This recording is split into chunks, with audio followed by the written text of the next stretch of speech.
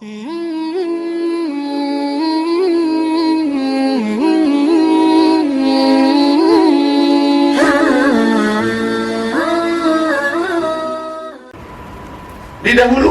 pendidikan akhlak, karena kata baginda Rasul, al-adab fawqal ilmi.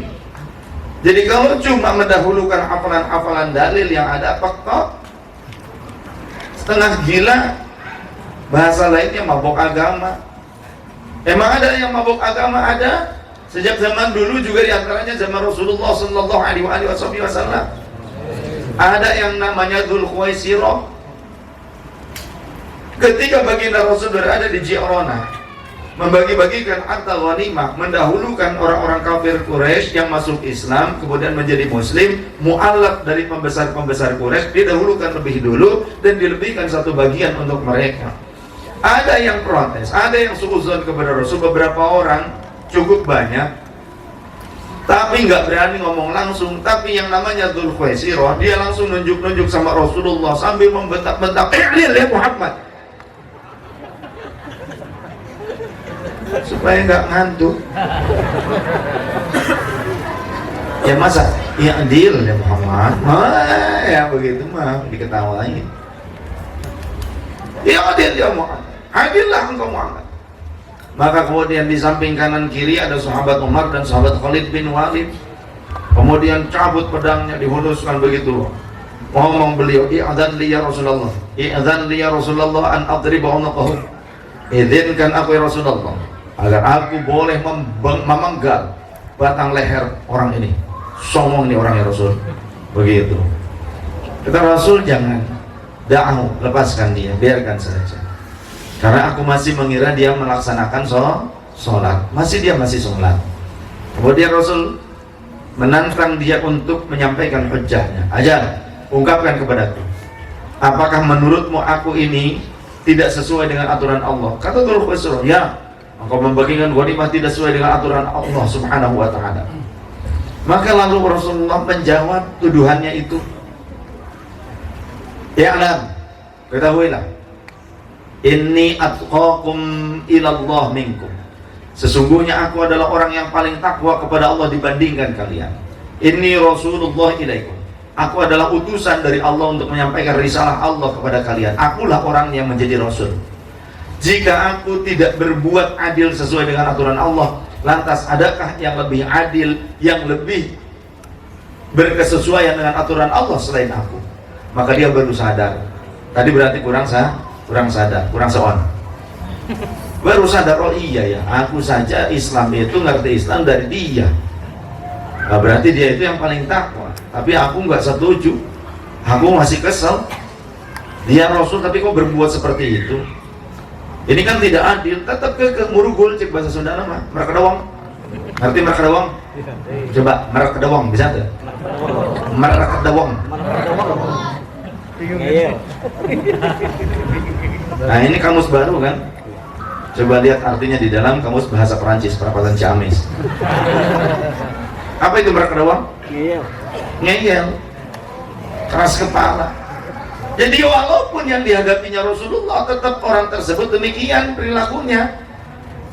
Dia itu bagaimana ciri-cirinya di dalam keterangan riwayat hadis. Jabhatuhu, dahinya nih, keningnya tebal dan meninggi, kapalan, seolah-olah kalau bahasa sekarang min atharis sujud, padahal kalau orang sekarang yang seperti itu min atharil karpet, bukan bekas sujud. Karena baru sadar, baru ikut kajian, kemudian tiba-tiba jadi hitam, padahal baru sebulan gitu kan, aneh. Sebelumnya enggak, baru ikut ngaji sebulan langsung aja udah kayak wah ini paling banyak sekali sujudnya, enggak pernah bangkit dari sujud, modar sana. Itu sudah ada cirinya seperti itu zaman Rasulullah. Tapi bukan berarti setiap orang yang dahinya menebal, menghitam itu berarti perilakunya demikian. Tidak demikian. Ada orang yang memang kulitnya sensitif, ada yang hatinya sensitif. Ya, paham? Paham? Ketawa tuh. Nah gitu. Nah, ada pada masa Rasul. Selain daripada dahinya menebal dan meninggi, matanya cekung, kelopak matanya cekung. Kenapa? Seolah-olah banyak qiyamul lail, banyak melekan untuk ibadah, tahajud, wiridan dan lain sebagainya, tilawatil Quran. Kemudian juga tulang pipinya menonjol, seolah-olah banyak puasa sunnahnya, padahal yang memang pipinya aja nonjol, ya. Kemudian janggutnya sangat tebal, lihiyatuhu, janggutnya nih sangat tebal sekali, lebih tebal daripada saya, mungkin seperti sarang tawon yang kemarin nyengat itu sampai mematikan. Tawon apa? Vespa katanya. Kenapa disebut tawon Vespa? Karena suaranya kayak suara Vespa. Ini Vespanya Vespa jadul sih, sampai Vespa yang sekarang harganya mahal, suaranya juga adem kalem begitu, ya. Karena Vespa yang sekarang Vespanya yang sudah menyesuaikan dengan keinginan masyarakat. Kalau yang dulu Vespa egois namanya, nyusahin yang punya juga, ayo tetap saja pengen dielus-elus gitu kan. Jemaah rahmatullah Allah. Tapi ternyata kelakuannya Dzul Khuwaisirah seperti itu. Ketika ditantang oleh Rasulullah mengungkapkan statementnya, ternyata dia tidak mampu untuk mengungkapkan dalil-dalilnya. Ketika menuduh Rasulullah, maka kemudian dia berpaling meninggalkan Rasul. Fa'adbar dhahiban, dia berbalik pergi meninggalkan Rasul. Enggak sopan, pamit enggak, pergi aja celonong aja. Kalau depan saya tak rotrok enggak saya. Untung saja yang dihadapi Rasulullah. Rasul sabar. Maka kemudian sahabat Umar berkata, ya Rasulullah, kenapa dibiarkan saja ya Rasul? Nanti akan muncul lebih banyak orang-orang yang serupa ya Rasulullah. Maka kata baginda Rasul, biarkan, aku masih menganggap dia masih melaksanakan sholat, tapi ketahuilah nanti akan muncul minhum dari mereka. Makanya ini yang suka dijadikan sebagai bahasa untuk menyebut mereka sebagai minhum, ini dari kalimat riwayat hadits ini sebetulnya. Makanya orang-orang yang nggak berani nyebut Wahabi biasanya nyebutnya minhum, wah minhum Wahabi. Siun wah itu siun itu diberi minjem duit. Santuy saja kita. Salafi ngakunya, tapi orang Wahabi. Ada nggak di sini? Suruh duduk samping saya sini. Dialog, mumpung ada waktu sebentar. Lalu kemudian kembali pada hadits yang tadi, ketika Rasul dituduh, orangnya sudah pergi meninggalkan Rasulullah. Kata Rasul, nanti akan muncul minhum, saya khruju minhum, akan muncul dari mereka, entah secara ideologis ataupun biologis. Ideologis adalah pemikiran, akidah. Secara biologis memang keturunan darah dagingnya.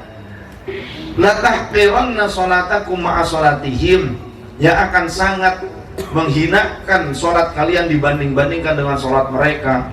Sholat kalian gak sah, karena kenapa? Sholat kalian gak begini, gak Allahu Akbar, karena yang benar mereka begitu, Allahu Akbar, stop.